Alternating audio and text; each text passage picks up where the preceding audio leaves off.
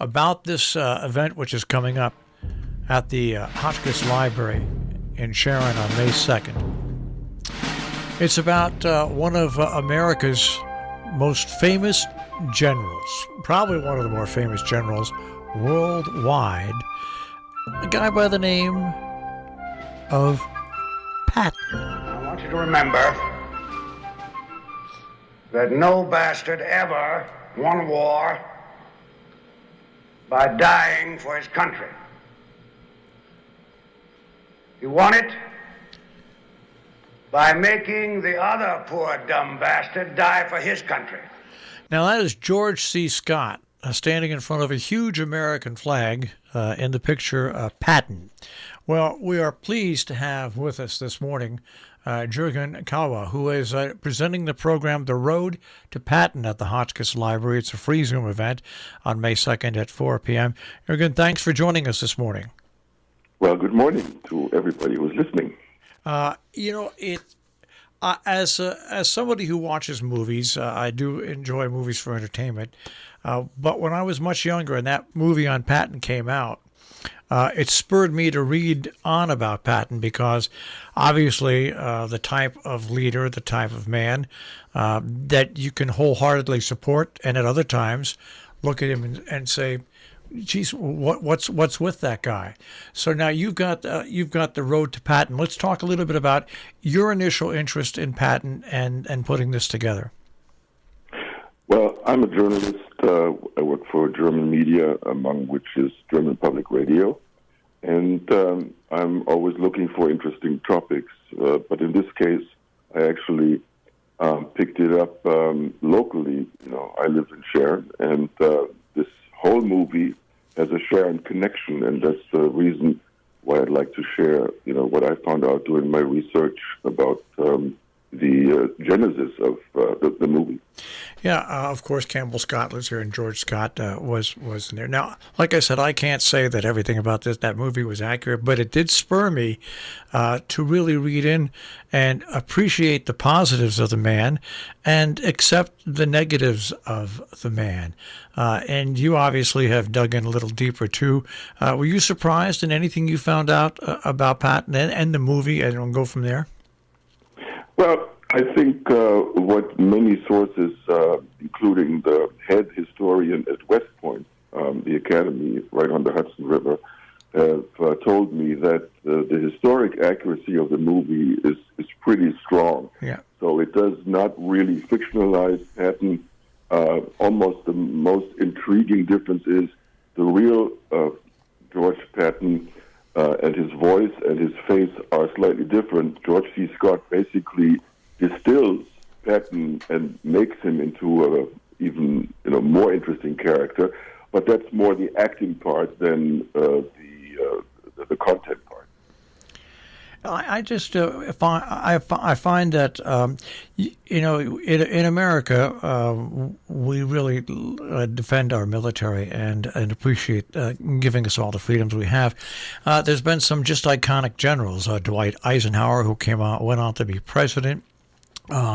Douglas MacArthur, of course, who went on to be vilified by our government in a lot of different ways. And then, to me alone, stands Patton and what Patton managed to do. What about you? Looking at it as somebody who delved into not only the music but also the history of it. What do you think? Where do you think Patton stands? Well, as a German, post-war German, who has always tried to figure out what happened before I was born, and that includes, of course, this terrible period of what Germans did in the name of Germans, meaning the Nazis, for instance. You look at World War II from that point of view, and I'm one of the people who really are happy about the results, even though it was pretty harsh on Germans. This had to be a war that liberated the Germans as well, because they were not able to do it themselves. And so a general like Patton and how his military expertise, but also his personality, his emotional involvement in how he went to fight these his wars. I mean, World War One was the first one he was involved in. That stands out, And if you look as a German, if you look for figures, if you look for people you would want to look up to, American generals could be a much better source for that than the German generals of the time. Now, you're talking about this movie, and of course our connection with Patton, the movie, is Campbell Scott, who is, of course, the son of George C. Scott. And let's talk a little bit about the movie and the connection to your own house through you living in our area. Yes, there's an important element how the movie came about, and it's a book that was written here in my house. And the gentleman who wrote the book, his name was Ladislas Farago, who was a Hungarian immigrant who had a long road himself. I will talk about all of this in more detail, so please come and join us if you want to find out. I found out about this accidentally many years ago, but when I was ready to do my own work for public radio in Germany, I did a lot of research.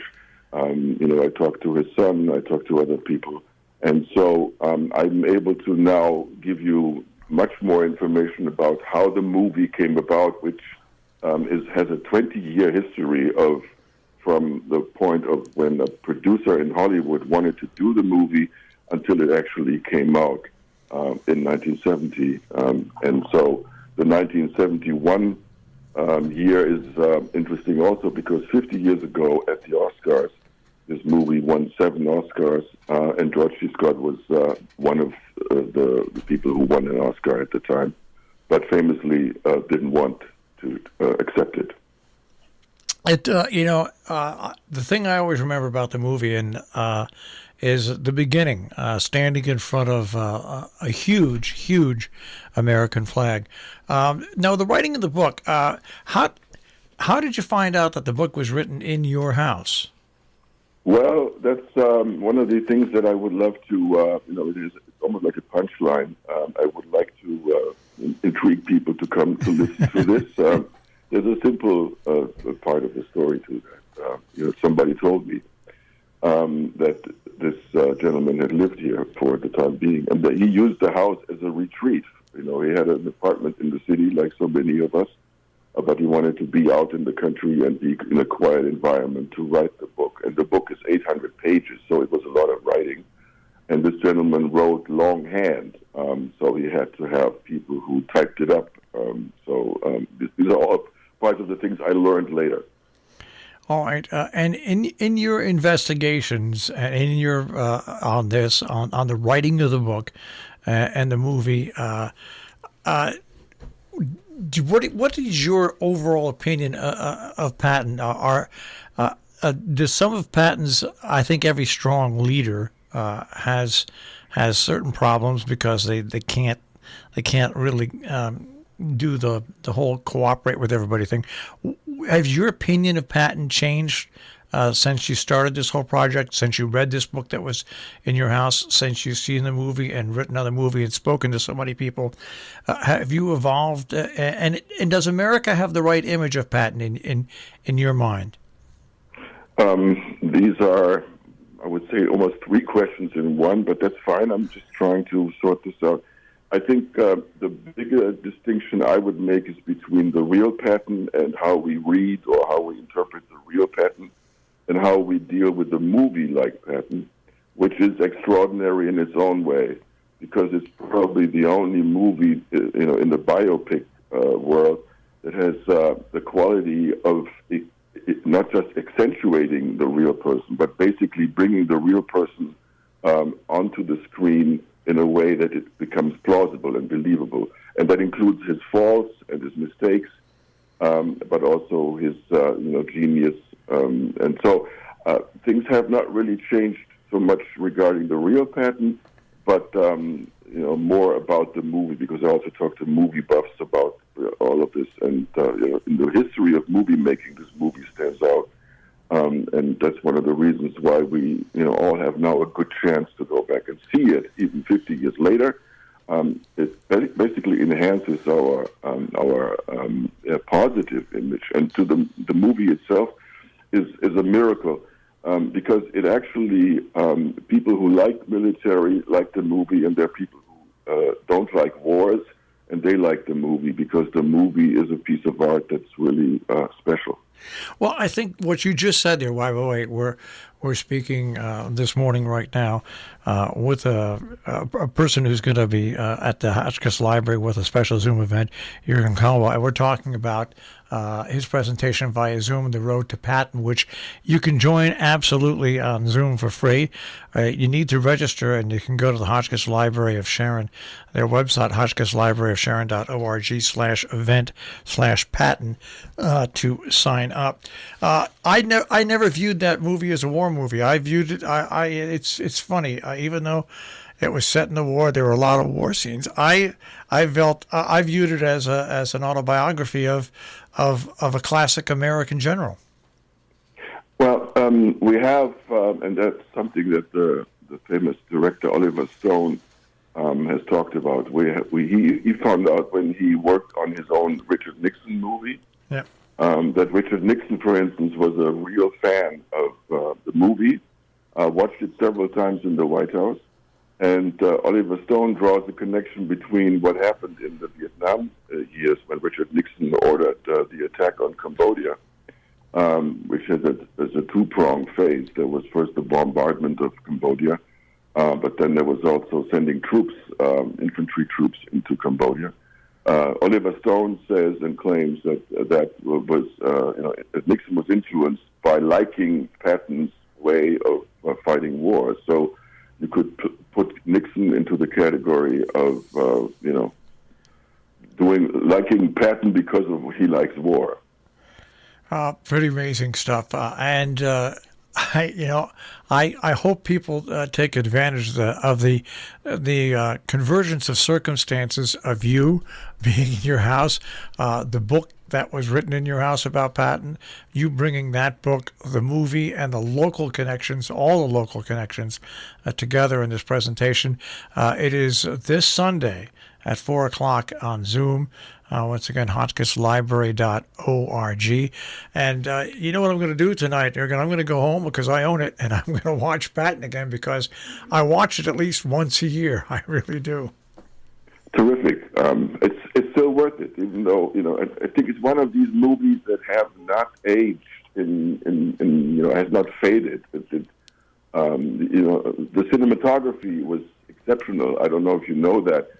They used camera technology at the time, which was special. It was much wider camera angles.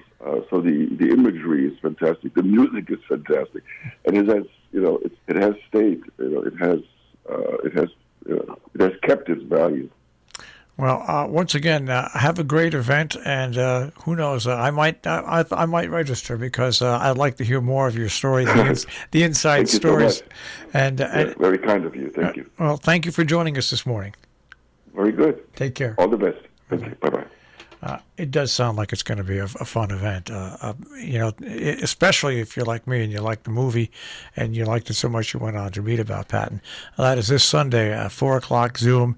More information at hotchkisslibrary.org, hotchkisslibrary.org on the web.